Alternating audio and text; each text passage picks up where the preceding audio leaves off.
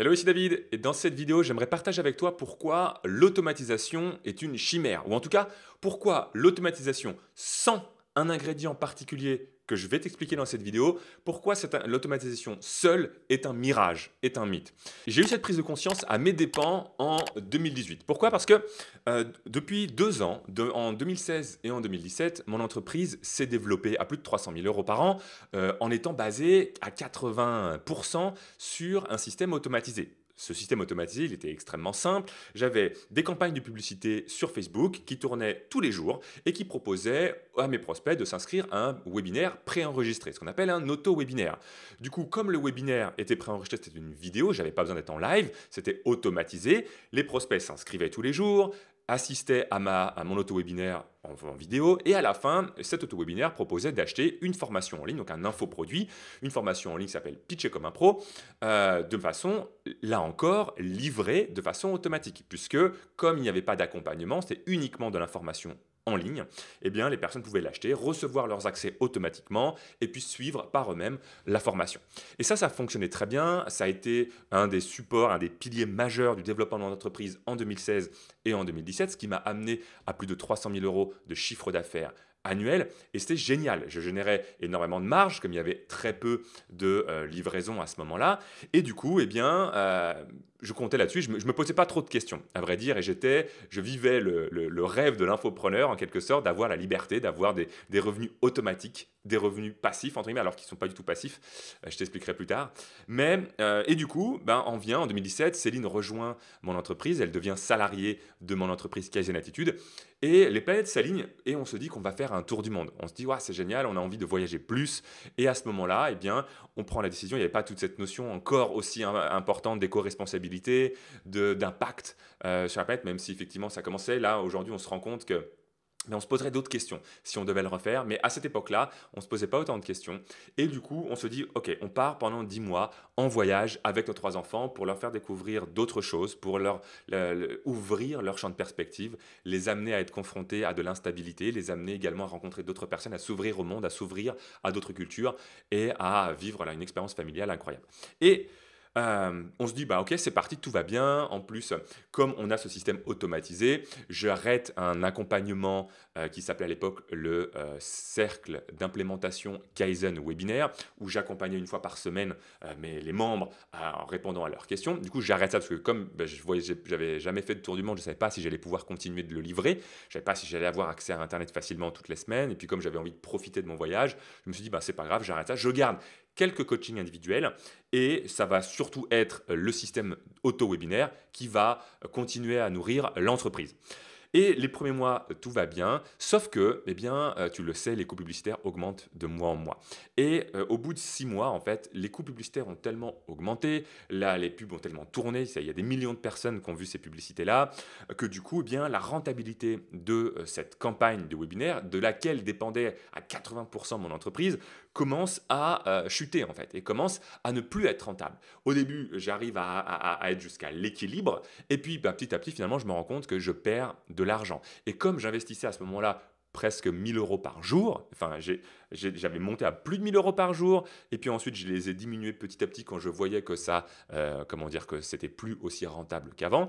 Et du coup, j'en suis arrivé à faire un choix durant le voyage, soit il fallait que j'arrête de profiter autant, que j'alloue beaucoup plus de temps dans mon voyage au travail, c'est-à-dire à refaire des campagnes, à changer les publicités, à voir pourquoi ça ne fonctionne plus, peut-être à retourner le webinaire, peut-être à refaire des choses, ou alors prendre la décision de me dire non, je n'ai pas envie d'allouer plus de temps pour l'entretien ou le maintien de cette campagne, et du coup, je l'arrête, je la mets en pause et je la rouvrirai plus tard.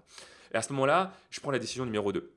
Je n'ai pas envie d'investir du temps là-dedans, j'ai envie de profiter au maximum de mon voyage. Du coup, j'accepte le fait de couper quelque part cette source de revenus. Et finalement, il ne reste plus comme source de revenus que les coachings individuels que j'avais gardés. Et eh bien, ça me force, par contre, je n'ai pas le choix de me dire, il va falloir que je fasse ponctuellement des lancements. Comme j'ai plus de source de revenus stable, si je veux quand même maintenir un minimum l'activité de mon entreprise, eh bien, dans les 6 mois de voyage qui restent, il faut que je fasse des lancements ponctuels, de créer de nouvelles formations, de relancer des anciennes formations. Bref, il va falloir que je compense quand même. Du coup, j'ai dû quand même compenser par un temps de travail supérieur au final. Et ça, qu'est-ce que ça m'a appris? Ça m'a appris que bah, l'automatisation, c'est génial tant que ça marche. Le truc, c'est que ça ne peut pas marcher toute la vie sans y toucher. Un système automatisé, informatisé, de façon automatisé par une machine ou automatisé par un logiciel ou quoi que ce soit, ça ne peut pas perdurer dans le temps sans intervention humaine.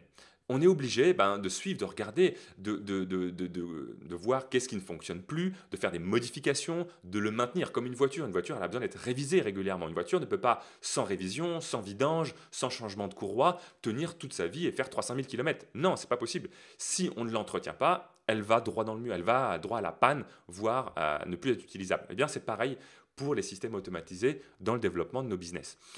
Et en fait, je me suis rendu compte que ce qui m'a coûté ça, ce qui m'a coûté le fait de devoir arrêter ma campagne et devoir refaire des lancements ponctuels, c'est qu'il manquait un ingrédient. L'automatisation, il manquait un ingrédient qui est l'ingrédient humain.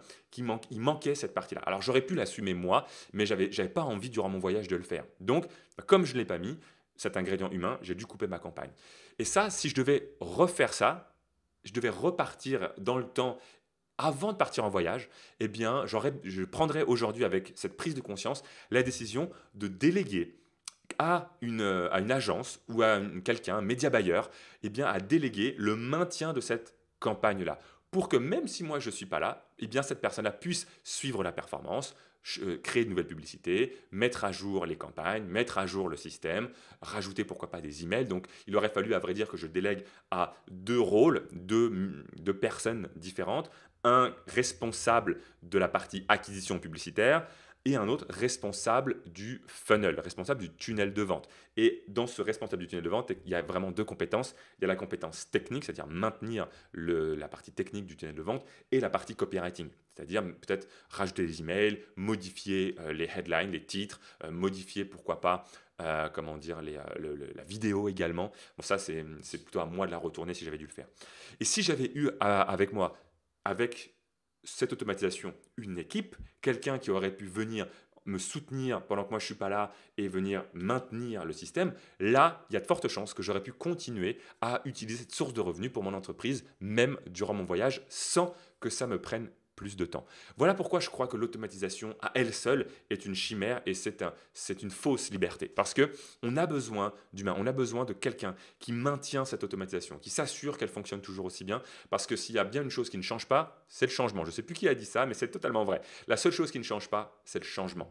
Tout change. Les coûts augmentent, les pratiques changent, les plateformes de diffusion ont des politiques qui évoluent. Donc une automatisation ne peut pas durer pendant des années sans la faire évoluer. Il faut qu'elle évolue si on veut la maintenir à un niveau d'efficacité le plus élevé possible. Du coup, si toi aujourd'hui tu es déjà à un certain niveau de réalisation et de chiffre d'affaires et que tu veux passer au cap d'après, si tu as de l'automatisation, très bien, mais si tu n'as pas d'équipe qui vient te soutenir et qui vient être là pour maintenir tes automatisations, attention, il y a un danger. Il y a un risque. Tu sais, quand on fait les analyses de business, il y a un modèle qui a été, je crois que c'est le Boston Consulting Group, qui a mis en place cette matrice, c'est ce qu'on appelle la matrice SWOT. La matrice SWOT, c'est en anglais, c'est en français, la traduction de ces 4 mots, c'est force, faiblesse, opportunité et menace. Eh bien, dans ton entreprise, si tu n'as que de l'automatisation sans humain, sans ressources humaines pour gérer ces automatisations, là, tu as une menace. Tu as un risque qui est que l'automatisation peut ne plus fonctionner et tu peux perdre une source d'acquisition pour ton business. Voilà. Ça, c'est une des choses qu'on enseigne et qu'on accompagne nos clients de croissance harmonieuse également à faire. C'est de mettre en place évidemment l'automatisation pour développer beaucoup plus de façon stable et plus prédictible leur acquisition client. Comment est-ce qu'on automatise au maximum l'acquisition de prospects et d'opportunités de vente? Comment est-ce qu'on crée également une équipe et qu'on fédère autour de nous une équipe pour notre marketing, pour la livraison, pour la vente, pour la gestion administrative, de sorte à ce que l'entrepreneur qui souhaite passer de 10, 15, 20, 30, 50 000 euros par mois à une entreprise capable de générer 80, 100 ou 200 000 euros par mois puisse le faire en ayant une croissance qui ne l'amène pas au burn-out, qui peut le faire en ayant une croissance qui soit une opportunité pour lui d'être toujours plus centré sur ses zones de force, ses zones de talent, sa zone de génie, peu importe le nom que tu lui donnes, pour que les rôles clés, les choses qui vont permettre à l'entreprise d'avoir une stabilité et une croissance pérenne soient soutenues par de l'automatisation et de la délégation, de sorte à ce qu'en combinant automatisation et délégation, on puisse avoir une entreprise qui connaît ce qu'on appelle donc une croissance harmonieuse. Voilà pourquoi on a appelé notre programme d'accompagnement, notre mastermind de 12 mois pour les entrepreneurs qui sont déjà à une activité de 6 chiffres et qui veulent passer à 7 chiffres sans sacrifier leur profit, sans sacrifier leur épanouissement. Ce programme, on l'a appelé le mastermind croissance harmonieuse. Dans la description, tu as un lien qui peut t'amener sur une vidéo de présentation si tu veux en savoir plus sur comment est-ce qu'on peut t'accompagner à passer de 6 à 7 chiffres sans renier tes valeurs, sans non plus sacrifier tes profits ni ce qui est important pour toi. Voilà ce que j'avais envie de partager avec toi dans cette vidéo. J'espère que ça t'a plu. Dis-moi ce que tu en as pensé. Mets-moi en commentaire si toi tu as un système automatisé, si tu as délégué, si tu as mis en place les deux. Est-ce que tu as pris conscience que peut-être il y a une menace qui peut peser sur ton business? En tout cas, je te souhaite une magnifique fin de journée et d'ici à ce qu'on se parle comme d'habitude. Ose, sois toi-même et réalise-toi pleinement chaque jour.